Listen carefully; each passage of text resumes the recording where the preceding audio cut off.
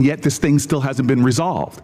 Every day he tweets out, oh, we've obliterated them, we've annihilated them, they're going to surrender. But yet we still find ourselves spending billions of dollars a week Senator on Booker, a war abroad. You've gone way over. And it would be nice if we had hearings where people Thank you, Senator Booker. Senator Scott. All right. Secretary Rubio. So first off, do you think it's important to Americans that the Iranian regime doesn't have nuclear weapons and ability to destroy? I think it's important to the world. Yeah. The whole world. I mean, this question about the Straits is a great example. Imagine, the Straits gives them leverage. Imagine what nuclear weapons would give them leverage to do. At that point, they wouldn't even have to announce that we're controlling this. They would just say, we control the Straits. There's nothing you can do about it because our nuclear weapon will allow us to do it. You will have to pay us a toll for using an international and you can't do anything to us militarily because we'll blow you up with a nuclear weapon. That is the leverage that they were trying to build.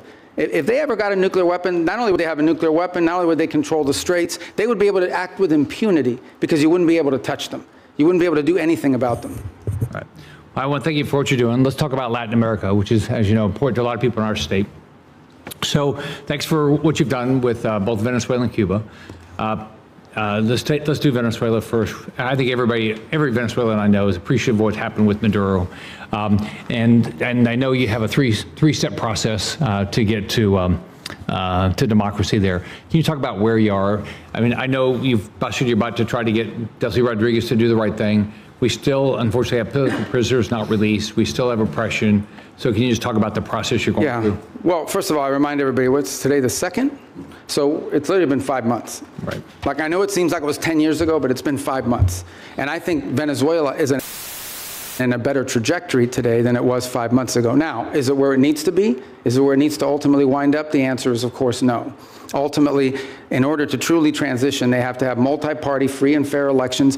But the conditions for free and fair elections are the following. First of all, you have to have a free and open media.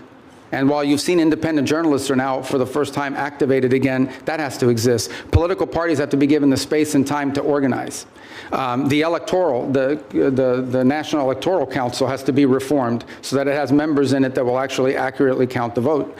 You have to have certain conditions in place. I'm not telling you that's 5 years from now, but it's been 5 months, so I want to be relative to that. Here's what I can tell you. For the first time, certainly, since whenever, in the pre-Chavez era, maybe ever, and certainly since the post-Chavez era, the oil wealth of the country is not being stolen. The oil wealth of the country is going directly to pay government workers, buy medical equipment, audited by KPMG in advance. That's not a permanent situation, but that's a very valuable one today. You have seen reforms. You have seen, for example, the infamous prison, El Acoide, has been closed. You still have about 400 and something, what we determined to be believed to be political prisoners, but you've had many others that have been released, including many high-profile ones. You've seen a systemic reform in individuals involved in their government, replaced by new people. Some we don't know well, others we know a little bit about, but certainly better than the people whose place they took before. You've seen a level of cooperation on a couple of topics that I actually can't even discuss in a setting like this, but be more than happy to talk to you about, any of you about, in the appropriate setting. I think that's been a positive. By the way, you've seen the retrieval. The United States, with the full cooperation of the Venezuelans, went in and retrieved highly enriched uranium. They had highly enriched uranium in their country because of an old reactor program, not because of nuclear weapons or anything, and they wanted it out of their country. And we were able to go in and actually retrieve it along with the and with us and get it. We have a functioning embassy. And we have direct flights for the first time. Venezuelans are now able to go back, not just visit relatives, but begin to engage in the economic life of the country. All of that is to say, it's been 5 months. There is a lot more to go. This is not the direction we want Venezuela to be. But what I will say is that the Venezuela that's there now, under the interim authorities, does not pose the threat to the United States that it posed 5 months ago, when it was an open base of operation for Iranian operatives, for Cuban intelligence, and for others who used it as a base of operation against the national interest. But we have a lot of work to do. We are nowhere near where we want to get to there. Can you give the same thing about Cuba? I mean, Cuba's a very different thing. Yeah. I mean, I think the misnomer about Cuba, or the misunderstanding about Cuba's actually not controlled by the government. Cuba's controlled by a military holding company named Gaesa. And Gaesa virtually owns anything. They own the tourist sector, they own mining, they own the gas stations, they own everything. They generate about 70% of Cuba's GDP is under the control of this military company. And they're sitting on between 14 and $17 billion in assets. So you have people literally starving, people literally like power grid that hasn't been maintained in 10 years. And yet you have this holding military company sitting on these assets. And by the way, not a penny of the money in the military holding company translates over to the public treasury. So the fundamental challenge we have here is that Cuba needs to be, in order for it not to continue to be a failed state, which poses a threat to the United States, they need systemic and serious reform. They need to have economic reforms. And the question is, can they possibly reform given the people who are currently in charge, both of Gaesa and of their government? And I think the answer is they can. I really don't believe this system is capable of reform unless new people take over or a new mindset takes hold. Now, we've engaged in conversations with them. We've offered them what I think needs to happen in order for their economy to recover. And that's the last point I would make, is I think somebody raised this issue of oil blockade. Cuba was having blackouts well before January 3rd of this year. They were having blackouts for years. And they were having blackouts for two reasons. Number one, no one will give you free oil except Maduro. That's what's changed here. What's changed here is they're no longer getting free oil from Venezuela. And number two, the main reason why they have oil energy blackouts is because they didn't invest a single dollar back into their plants, back into improving their plants. And they could have bought this equipment from any company in the world, but they didn't invest in it. Instead, they invested it to build tourist hotels that now sit empty because there's no tourism into Cuba. So Cuba's a little bit more complicated than Venezuela, but it's a mess. Thanks for what you're doing. Thank you, Mr. Chairman. Secretary Rubio, I trust you're familiar with then CENTCOM commander and future Secretary of Defense Jim Mattis's famous quote about the importance of funding our foreign policy apparatus. In 2013, in response to a question from the now chairman of SASC, General Mattis pointed out that if you don't find, and I quote him, if you don't fund the State Department fully, then I need to buy more ammunition ultimately, end quote. Unfortunately, despite his service in the first Trump administration, the second time around, you seem to have taken the message as a blueprint rather than as a warning. The budget that you're presenting today cuts the State Department by about a third, after you previously tried to enact steep cuts and eliminations last year, many of which were already rebuked by Congress on a bipartisan basis. Time and again, this administration uses our military as a first tool of choice, manufacturing new crises and new conflicts that worsen the situation for folks abroad as well as for American people back here at home. And now you're here to justify a budget request that further undermines our diplomatic apparatus, the tools and professionals that are critical for not only preventing crises before they begin, but those who will be responsible for negotiating our way out of Trump's war of choice in Iran and whatever other nightmares he dreams up with. So based on how this administration has conducted itself for the last year, our adversaries are learning that the United States is not a reliable negotiator. They're learning that we will quickly turn to using force before working to alleviate crisis points and prevent war. I'm very concerned that that in turn increases the risk of our adversaries jumping to use force first, increasing risk to American citizens and American interests around the world. We saw that instinct for the military option in the Caribbean and in Venezuela. And now we're seeing threats of it in Cuba while we're still engaged in the Middle East, where President Trump is blowing a shocking amount of money and failing to uphold his solemn duty to put our service members at risk only for the most serious and imminent national security threats to American people. Mr. Secretary, you also wear the hat of a national security advisor. So with both that hat and as Secretary of State, do you agree that this administration has spent more on Trump's war in Iran than you are requesting today for this entire State Department budget request? Yeah, I can't speak to the Department of War would have to speak to you about the money and what they calculate are the costs. I can't give you an accurate answer on that because that's not the thing that I look at. I would think you would have some insight because you are our national security. Well, I've seen the testimony that Secretary Hegseth and others have conducted in front of their oversight committees, but I don't want to give you an answer that's not accurate. Okay. So.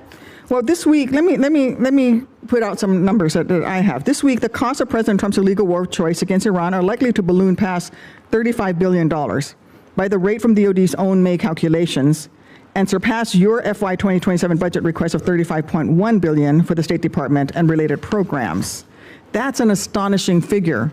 Worth repeating, in just 14 weeks, President Trump will have blown through as much, if not more money in Iran than he thinks Congress should spend on U.S. diplomacy for the entirety of the next fiscal year. This administration's distorted priorities have unfortunately revealed some stark lessons for our allies and partners as well. The United States' use of force first will make them less secure as they'll be caught in the crossfire, left scrambling to protect themselves and their people. Mr. Secretary, do you agree that under Operation Epic Fury, our allies and partners in the region have expressed concern about their security and the threats that followed from this administration's uncoordinated actions? No, I think our allies in the region have been very cooperative, some obviously very aggressively cooperative, like the UAE as an example. Kuwait's been fantastic.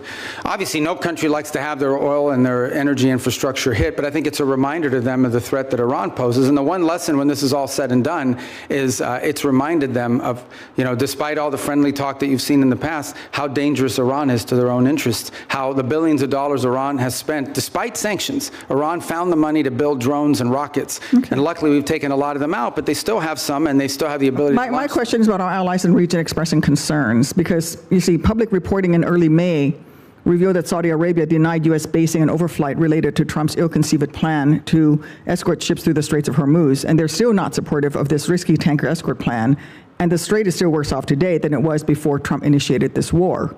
And that doesn't even touch on the wider global lessons being learned by our allies and partners. Yeah, we don't face any from the Shangri-La dialogue, where I heard from folks across the Indo-Pacific and especially in Southeast Asia who are being hit hard by the same rising energy costs that are devastating American communities. And frankly, this administration insists on using military force as a first resort instead of a last resort, no matter the deadly cost of self-defeating impacts. Your budget request here would sadly perpetuate that trend and undermine the roles and responsibilities that you should be fulfilling as Secretary of State. Thank you, Mr. Chairman. I yield back. Okay, I didn't get to answer any of that. I didn't ask the question. Well, she didn't answer the question. She doesn't want me to answer? Can I answer anyway? I didn't ask him a question. Okay. Well, but she made a bunch of points. I get to answer them, right?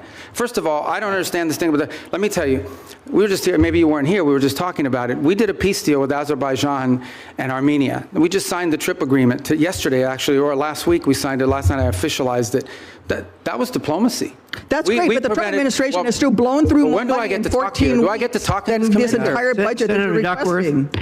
Senator Duckworth, I'm going to let Senator Rubio reply to the statements that you made at his request. Yeah, that's. But we've got a hard stop at 12:30. Okay, but I know, but she said a lot of stuff. I get to answer some of it. All right. So the first is the second is India-Pakistan. We ended that war. We were involved in helping broker that. Thailand, Cambodia. That's diplomacy. We've been very engaged in fact, as I sit here now speaking to you, I've got the Lebanese government and the Israeli government meeting at the State Department starting at 8:30 this morning for the fourth time after engaging last week at the military level. So we're carrying out now, we're carrying out diplomacy all over the world constantly and very successfully in many cases. Now, let me make one more point that you raise about the budget request. Guys, we understand how this process works, okay? You guys understand. I know, because I've been here all the time. We OMB produces sort of timelines for every agency. We put forward a budget. We say, this is the money we've been allocated. This is how we would spend it.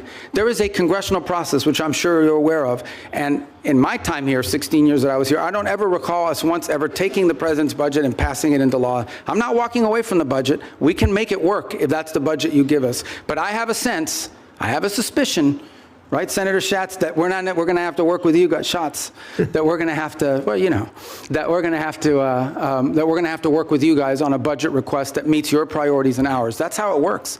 You guys are the appropriators. We have to work within we will tell you what we care about. We will tell you how we're going to spend the money. But ultimately, you will provide us a spending bill, and we will work through those parameters. But we have given you what we can live with. We can make it work.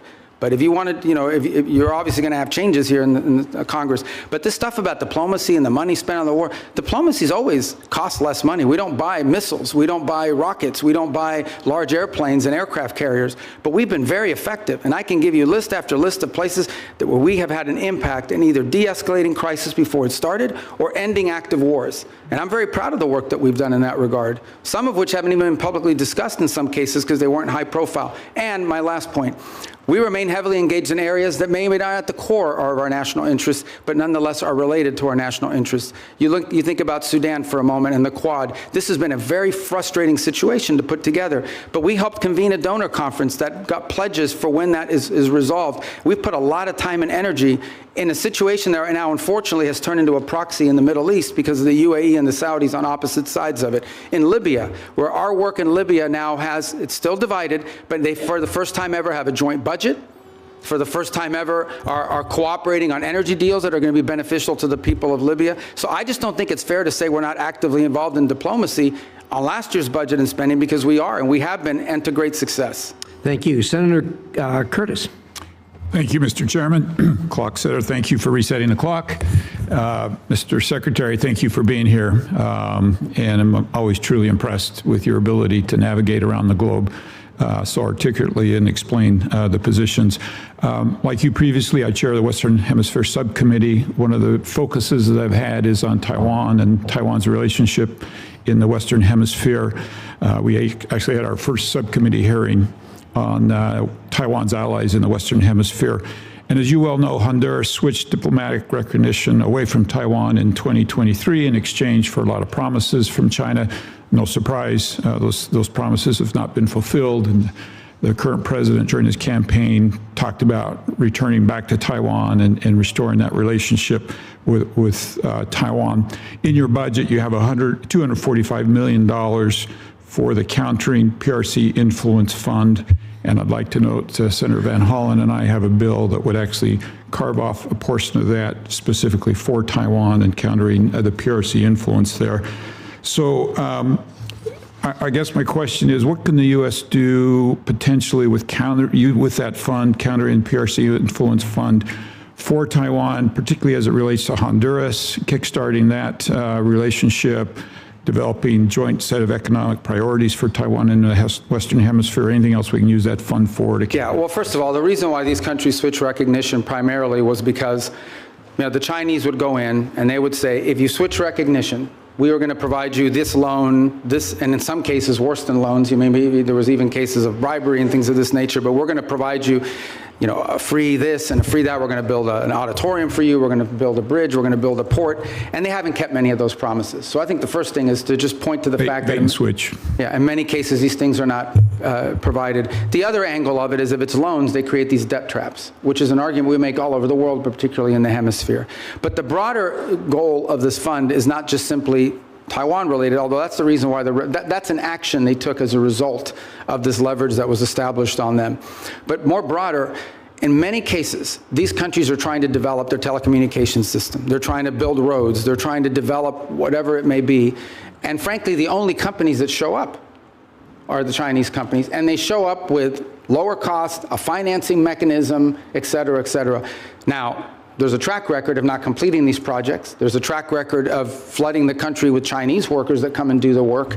So I think part of this fund is designed to create alternatives to that, to give these countries alternatives to the Chinese or other foreign malign influence that might be occurring in their country. Part of that is attracting U.S. commercial ventures to do it, but part of it is providing the resources so these countries can go out and do this without being subject to or vulnerable to this sort of leverage tactic that's used against them.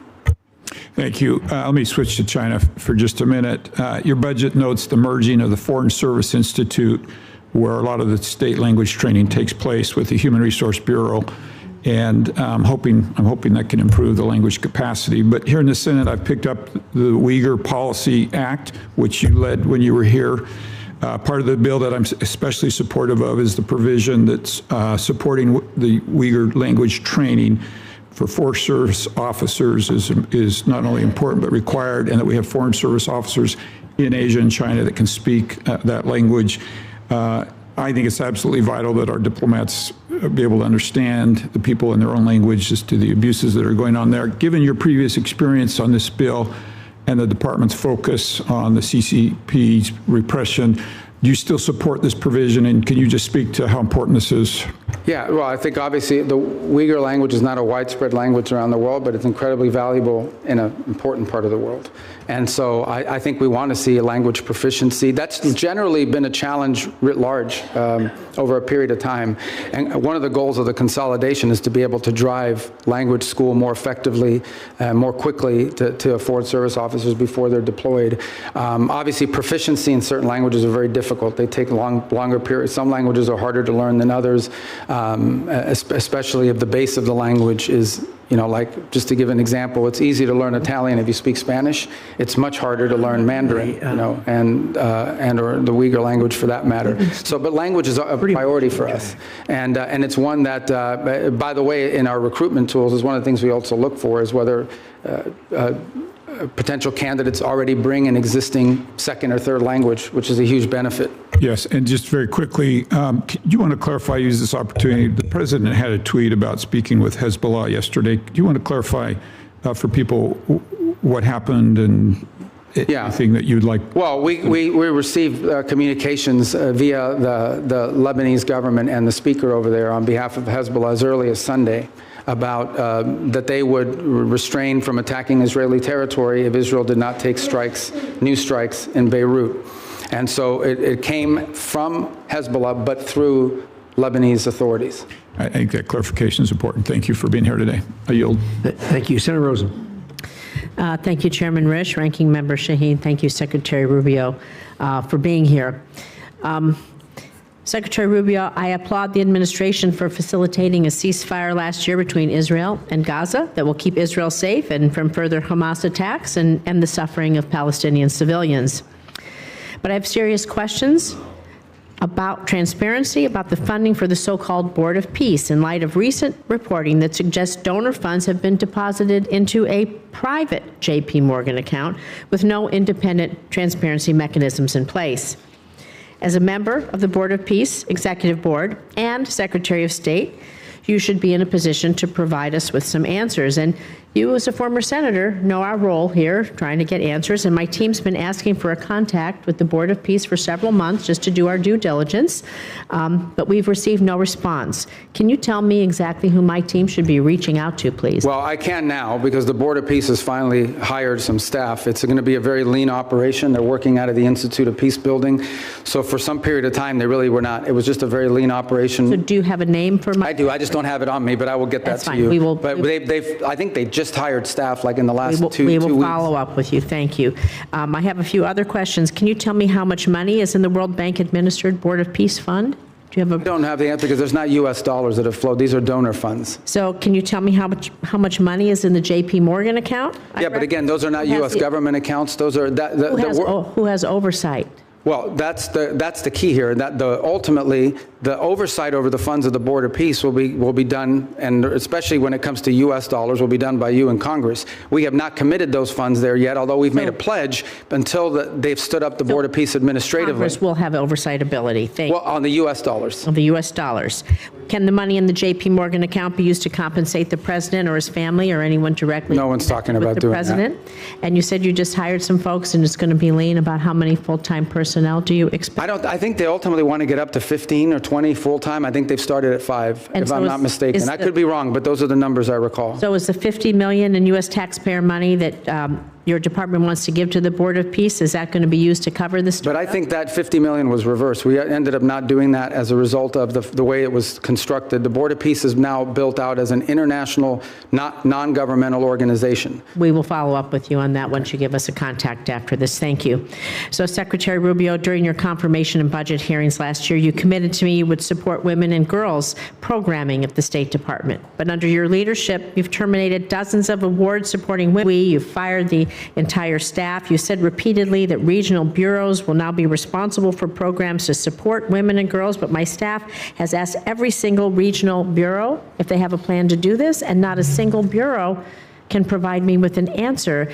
And so, Secretary Rubio, I'm just so disappointed. I want to believe that, you didn't lie to us, lie to me, and so I want to give you an opportunity to explain how women's issues have been integrated into the I don't know. bureaus. Do we have an outline? I don't know who's telling you that at the regional bureaus, because that's not accurate. Now some regional bureaus have a larger mandate on women's issues than So others. is As there- an example, like in Europe, it's probably less intense Can you tell than me in Africa. who on your team we can reach out to then to find out? Because we're not getting, they're telling us they don't know. Well, The regional bureaus tell you they don't know? That's Not only does correct. every regional bureau have someone in charge of women's issues, or at least in charge of that portfolio, but most of our embassies, especially in some of these key So can- places, are Can we follow advocating up, and this. can I call you Yeah, and of have a course. conversation? Because somehow there's a community. Yeah, because we didn't eliminate the program. We simply felt that there's a difference between the women's issues, for example, that you would face in Africa versus what you may be facing in some part of Could you name a single new Asia. program that you've stood up in the last, since the GB office was closed? Do you know Well, of any? first of all, almost every single one of our programs that we do now, our humanitarian response to crisis, our food programs that we distributed, all of them have a women's component to it, So- primarily because in these societies, Can we women are the follow up first with ones your team, affected. please, so we can get some clarification? 'Cause Yeah, we'll follow we're up, able and to I'll do give you that. the right people on, but each of these bureaus has someone, or more than one case. The last one here is, there is a International Women of Courage program. You and the First Lady have championed. Are you going to commit to maintaining that? The which one, I'm sorry? The Women of Courage program. You and the First Lady have championed that. Yeah, well, we had an award ceremony last year. So- I don't know if one is scheduled for this year yet. Thank you. With the remainder of my time, I'd like to remind the American people that as the Secretary of State, your main duty as America's chief diplomat is to maintain our relations with foreign nations. This is why I was shocked to see that you were at a party with President Trump in Miami instead of accompanying Vice President Vance to Pakistan for negotiations. What party was I at?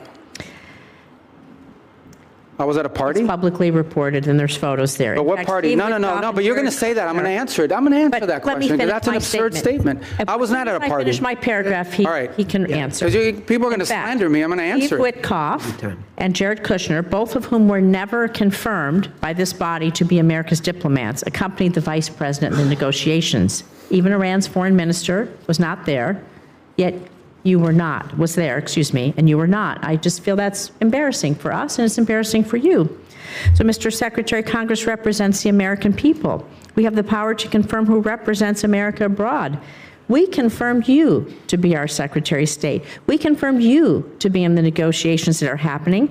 And it's just unthinkable to me that you are missing high-stakes negotiations, or that you're not involved. It's sad. Senator Rosen, your Thank you. time's up. Yield back. Okay, But so let me just- Secretary Rubio. You're should have the 100% opportunity to inaccurate reply. and 100% wrong. Here's why. Number one, the Vice President of the United States was there, and he wasn't confirmed by us, and he was elected by the American people. Okay? He is the second in line of the presidency of the United States. He was present. Mr. Witkoff is the president's envoy for negotiation for peace deals. Mr. Kushner is a private citizen that serves as an advisor on these functions. They were the team that we sent to Pakistan. I was not at a party. Where I was is next to the president, because in the midst of those negotiations, I was in communications with them. And in fact, I think there is media reporting from that evening on how on multiple occasions I went into a back room, I came back out and spoke to the president and was constantly updating him. On that evening, I spoke to Mr. Kushner and our negotiating team and Mr. Witkoff on at least 6 occasions, including twice on a secure line from the phone they had access to over there. So you don't know what you're talking about. You're just Senator making Rosen, stuff up. he has the floor. I know your staff wrote up this cute statement for your TikTok video, but it's not true, and it's not real. That's not what happened, okay? I'm the National Security Advisor and Secretary of State. I was co-located with the President in the midst of a high-stakes negotiation so that I could immediately inform him about events occurring halfway around the world. I was where I needed to be at that moment because we had a very capable team on the ground in Pakistan, led by the Vice President of the United States. Thank you. Senator Cornyn. Secretary Rubio, I've heard some of my colleagues here on this committee suggest that the U.S. started a war with the Iranian regime 92 days ago. I happen to believe that the Iranian regime started a war against the West and Israel and has been at war with us since 1979. What's your view? Well, if you go back to 1979 and the taking hostages and build it out from there, I don't know the numbers, if we could even add them up. It's incalculable. Thousands of people around the world, including many Americans, have been killed because of direct Iranian action. All the IEDs, those roadside bombs that maimed and killed our soldiers, were all the mastermind work of the IRGC for decades. The IRGC sponsors terrorist attacks all over the planet. In fact, they were involved, for example, in the bombing of a Jewish center in Argentina. in 1993 or 1994. They're consistently, it's now, we have people convicted in the United States of America, and one was arrested yesterday, Iranian agents plotting the assassination of American political leaders, including the President of the United States.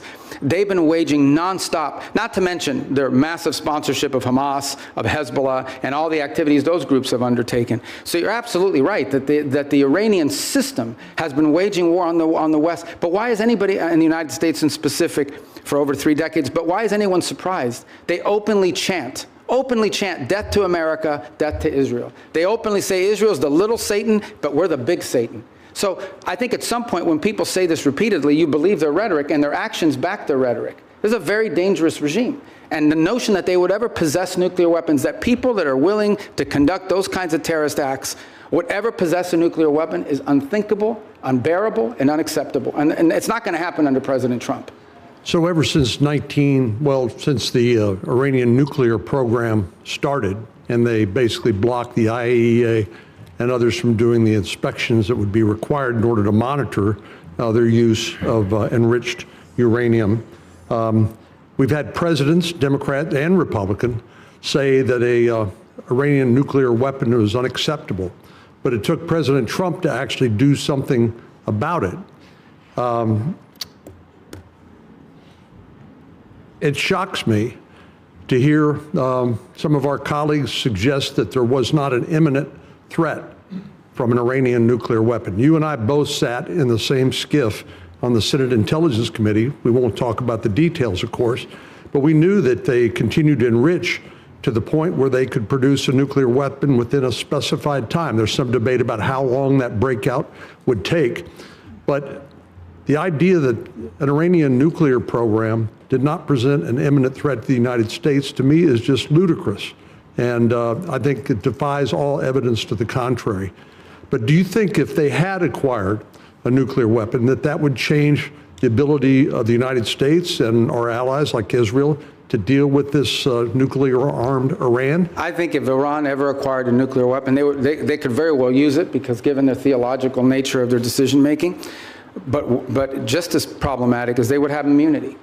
At that point, your options on what you could do about them would be quite limited, and their ability to hold the world hostage. They'd be like North Korea, for example. They'd be North Korea, but worse. They'd be better funded. They would at that point decide that they own the Straits of Hormuz forever, and everyone has to pay them a toll. And nuclear weapons, you can't do anything about it. They would be able to act with impunity. They would sponsor Hezbollah. They would sponsor Hamas. They would hyper-scale their efforts of global terrorism and completely try to drive us out of the region and ultimately destroy the state of Israel. That's what their goal would be, and you wouldn't be able to do anything about it because they have a nuclear weapon and would threaten to blow people up if you tried to move against them. Notwithstanding the importance of denying Iran a nuclear weapon, I do applaud the president's attempt to try to use some diplomacy here in order to deny them access to the enriched uranium and their other weapons that they use against Israel and the West. But tell me, why do you think anything that the Iranian regime agrees to that they will comply with? What evidence is there that they will agree to anything that they ultimately will stick with? Well, again, and that's why any deal with them you have to enter into it with clearly verifiable steps. So as an example, simply putting something on a piece of paper is not satisfactory. You have to actually commit to doing it, then you have to actually do it. And so that's our view of it. Our view of it is that any concessions that are made, and I don't even call them concessions per se, but any arrangements that are made with Iran have to come after not just they agree to certain things, but they actually do certain things. And let's be clear about this, because I don't think this is talked about enough. If what Iran wants is nuclear energy for their country, there are mechanisms to do it. There are countries all over the world that have nuclear energy, but they don't enrich. They certainly don't enrich to 60%. And they don't do it hidden in a mountain deep buried underground somewhere. If what they want is nuclear energy, they can have it. There are mechanisms for them. The problem with Iran is not that they want nuclear energy. The problem with Iran is that everything they do is consistent with the activities of a nation that seeks to develop a nuclear weapons capability. Thank you, Senator Schatz. Thank you, Chairman. Secretary, thank you for being here. Tomorrow, I'm going to have you in the Appropriations Committee, and we'll walk the list that we talked about a couple of weeks ago on a conference call, so I won't cover that. I want you to sort of answer the China watchers who saw that visit to China and saw that NVIDIA is now going to sell H200s. I understand that's not our highest technology, but it's better than what China has, and that's why people are worried. And that, I mean, it's pretty plain that the president violated one of the 6 assurances. I understand that the ambassador and you and others have sort of followed up to kind of smooth the edges, but I mean, it's pretty clear. He says, we discussed arms sales in great detail. It depends on China. It's a very good negotiating chip for us. So what do you say to China watchers who say they got some pretty good deliverables and we didn't get much? I don't see the trip. There were some deliverables, the purchase of additional Boeing aircraft, which of course is beneficial to the Chinese as well, but helps our company, some of the agricultural concessions. But the trip was largely, for the most part, about the fact that the 2 largest, most powerful countries in the world have to have direct interaction with one another. And this was an opportunity to do it. He will reciprocate by visiting the United States later next year. Separate from that, and I don't know if you were here at the outset in my opening statement, or maybe it was in response to one of the questions, I think 2 things are clear. Number one is that we're entering into a period of strategic stability that I think serves the interests of both countries, because the last thing we want is a largely destabilizing event in the Indo-Pacific. But the second is that there are clear differences of priorities. There are clear irritants in that relationship that are long-standing and that are going to be long-term. Critical minerals dependencies, things of this nature. So it's one of those relationships that's going to require very deft diplomacy and mature decision-making. Sure, and this is why I like our engagement. Like, that makes sense to me, but it seems to me that if the main objective is to kind of touch gloves and initiate conversations, then why give away any of the things that they're already seeking in exchange for essentially nothing? You're basically saying it's better to talk than not to. It's better to engage than not to. It's better to be in a period of stability than not. I agree with all that. I just don't understand why we would want to sell them our second best chips, and why we would start to at least complicate the question of our assurances regarding Taiwan. I'm going to move over. We're going to stay in the Asia-Pacific region. The Marshalls, the Philippines, and Tuvalu have declared a national emergency on their energy situation. South Korea says its energy crisis is a war-like situation. You've been around a long time on this committee and now as secretary. It is always the case that something in the Middle East undermines our ability to project power in the Asia-Pacific region. But it's not just a question of opportunity cost and attentional challenges. Now we're talking about our allies in the Asia-Pacific region really taking it on the chin with energy costs because of the Strait of Hormuz. What do we say to them? Just hang in there? Yeah, no, well, a couple points. It's one of the steps that we've taken and some of the things that we've done around the world, whether it's the release of strategic reserves, whether it's not popular, but, we got questions about here earlier today, but making available for a limited period of time both Iranian oil on the water, though they don't enjoy the revenue of it, and some of the Russian oil on the water as well.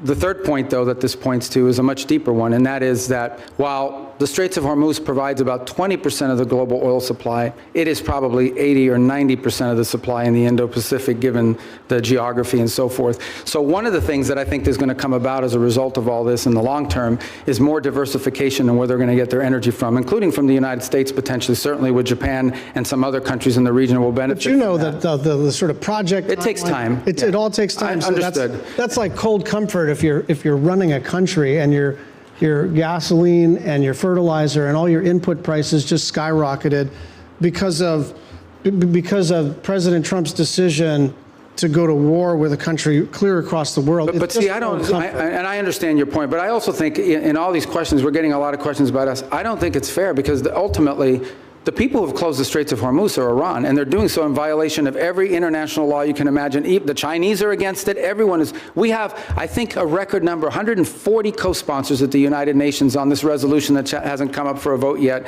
to condemn what they're doing and to reopen nobody's the Straits. Defending what Iran is doing. I think what we're saying is this was not just predictable, it was predicted.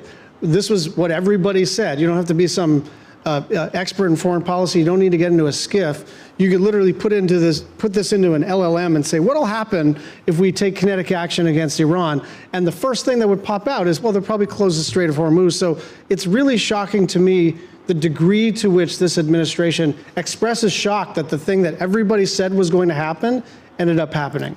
But here's the point I would make on that, and that the reverse of that is, so that the alternative is to say, well, then we have to go ahead and let Iran develop a nuclear weapon or they'll close the Straits of Hormuz. I mean, at some point you have to take action on this situation, understanding there'll be a reaction to it, but it cannot be. Iran will always have the ability to threaten the Straits. You don't need much sophistication to, if you threaten commercial vessels and shooting them, they're going to stop moving. Dropping mines, by the way, it's not just Iran that can do it. The Houthis could do it in the Red Sea, and they're not nearly as large as Iran is.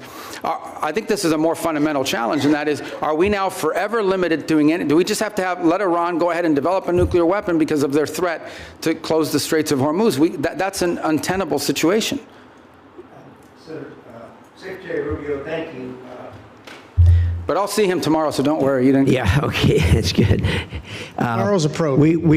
I know we're supposed to have a hard stop at 12:30, but No, we'll do it. Senator Go. Cruz has been patient. I hope you'll give us Only because it's him. one more We'll do it. bite Let's at go. the apple. Thank you, Mr. Chairman. I will say, Mr. Secretary, since you left the Senate, I've been obliged to serve Cuban coffee in my meetings because you left me as the only Cuban American left behind. So come by if you want a cafecito. Let me start by saying that President Trump's decision to strike Iran was the most consequential decision of his second term as president.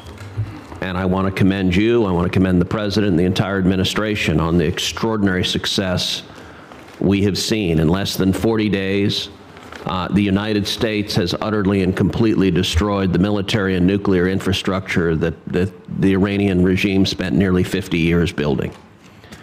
Every day that passes increases American leverage. Iran is weaker, poorer, and more isolated than it's been in decades. The president has laid out 4 red lines for any resolution to this military conflict. Number 1, that there be zero enrichment by Iran. Number 2, that they hand over all of their enriched uranium. Number 3, that they stop funding terrorism worldwide. And number 4, that they open the Strait of Hormuz. I agree with all 4 of those red lines. Do you agree with those red lines, and how achievable do you believe they are in the coming weeks and months? Yeah, you stated the poor positions the president has taken accurately, and the entire administration is supportive of it, because that's what we take our directives from the president, and personally during my time in the Senate, these would be consistent with my thinking. I would only reverse it in the following order. The Straits of Hormuz, it would have to come first, because what they're doing there is unlawful and illegal to begin with. That has to open immediately. And that has to open immediately in exchange, not for anything else other than us lifting the blockade. We have a blockade on Iranian oil leaving. And the reason why we have a blockade on Iranian oil leaving is because they closed the straits. If they open the straits, and by open the straits, understand what we're saying. It's saying you're not going to threaten to shoot at commercial vessels of civilians and create, ecological disaster. That's what they're doing. It's unlawful, it's illegal, it's outrageous. Every country in the world condemns it. If they end that, we lift the blockade. Then we enter into the second phase, which is the nuclear question. On enrichment, they don't need to enrich. If what they want is a nuclear energy program, they can have one without enrichment. And it was somebody the other day, a few questions ago, I forgot who it was, said that what we're working on is similar to JCPOA. It is not. JCPOA would have expired this year. And it allowed them to keep all the enrichment equipment that they needed. And clearly that equipment could get them to 60 and 90% because they've done it to 60% as a result of it. So it would have to deal with that question. And it would have to deal with the highly enriched uranium that they currently are in possession of. There's no reason to have, the only reason to have 60% enriched uranium is to turn it into 90% enriched uranium and put it into a weapon. So those remain, and on the sponsor of terrorism, absolutely. To the point where I would argue, for example, it's one of the interesting things that's happening, and I know Senator Shaheen has a great interest in Lebanon. It's one of the most ironic situations in the world. The Lebanese government and the Israeli government could do a peace deal tomorrow. Israel has no territorial claims in Lebanon. And Hezbollah is in particular, in fact, Hezbollah has called for the overthrow of the current Lebanese government. The impediment in Lebanon is the fact that Hezbollah has embedded itself into that country and is the reason for all the suffering that's happening there right now and all the suffering that's historically happened. Entirely funded, entirely controlled by Iran. There is no Hezbollah without Iran. There is no Hezbollah without Iran. I mean, there might be a political movement with ideology, but they don't have a bunch of rockets. They don't have a bunch of weapons without Iran. They are a complete, total proxy of Iran, and that's the kind of activity that needs to be. I want to come back to Hezbollah in a moment, just focusing for a second on Iran itself. For some time, I have urged the administration, I've urged Israel to arm the protesters in Iran.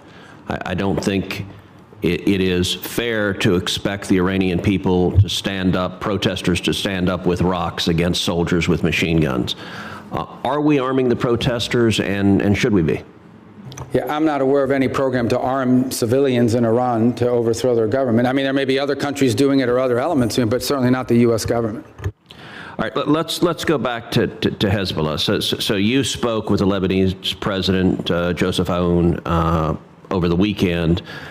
You know, the State Department sent out an email to journalists shortly after your call in which the State Department spokesperson said, quote, Iran wants to prolong the conflict in Lebanon so it can claim credit for saving the day. I have to admit that didn't strike me as accurate. I don't think Iran wants to keep the conflict going in Lebanon. I think they desperately want Israel to stop killing Hezbollah. Do you agree with that? Yeah, I think the point I was trying to make is that we are trying to view the Lebanon-Israeli talks as separate and distinct from Iran. And what Iran wants to do is mix it all together. Because Hezbollah is not legitimate. There's a government in Lebanon. That's who we're dealing with. And Hezbollah is not their equal in terms of who we're going to be dealing with or who needs to be in charge. So the point we're trying to make is that is what Iran is trying to stymie. They are trying to stymie any effort in which Israel and Lebanon can work together and prolong it so that if an arrangement is reached at some point in the future, they can claim credit for having forced it through leverage. And that's why you see, for example, Hezbollah agreed to a ceasefire about a week ago and then immediately violated within hours. You would agree every Hezbollah terrorist that the IDF kills makes America safer?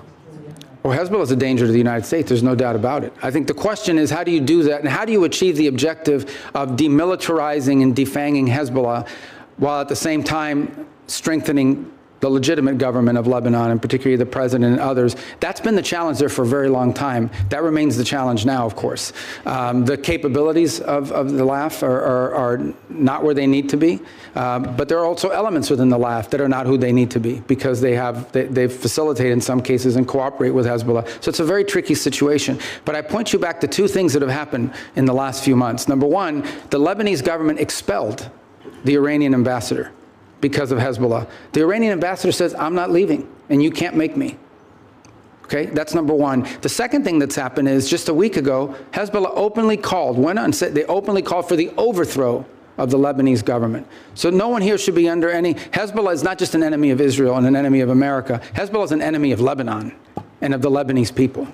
Thank you. Thank you. Thank you, Senator Cruz. Senator Rubio, you've been very generous with your time. We appreciate that.